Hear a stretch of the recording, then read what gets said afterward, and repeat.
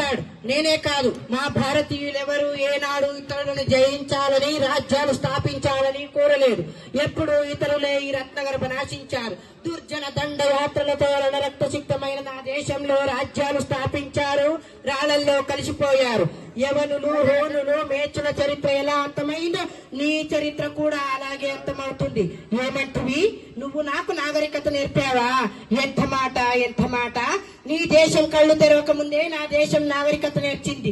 నీకు బట్టలు కట్టుకోవడం శాతకాని రోజుల్లో ఇక్కడ పట్టు వస్తానని వేశారు. నీకు భాష లేని కాలంలో ఇక్కడ గణిత శాస్త్రం పుట్టింది. సమస్త శాస్త్రాలు పుట్టి పెరిగిన ఈ పేద భూమికి నువ్వు నాగరికత నేర్పావా? ఆత్మవంచన రూతర్ ఫ్రాడ్, ఆత్మవంచన. నేను నా దేశం కోసం ప్రాణత్యాగం చేయడానికి కూడా సిద్ధమే. నువ్వు నీ దేశం కోసం ప్రాణత్యాగం చేయగలవా? ఏమంటివి? నా మొండితనం వలన నా ప్రాణానికే ప్రమాదం అంటివా?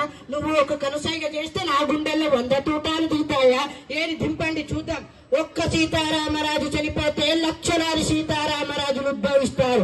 ఒక్కొక్కడు ఒక్కొక్క విప్లవ వీరుడై విజృంభించి బ్రిటిష్ సామ్రాజ్య పునాదులను పెళ్లగిస్తాడు. సీతారామరాజు ఒక వ్యక్తి కాదు, సమూహ శక్తి, సంగ్రామ వేరి, స్వాతంత్ర నినాదం, స్వేచ్ఛా మారుతం.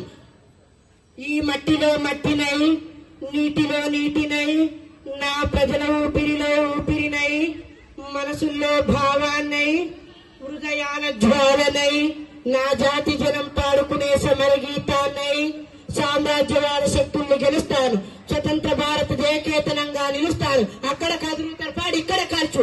వందే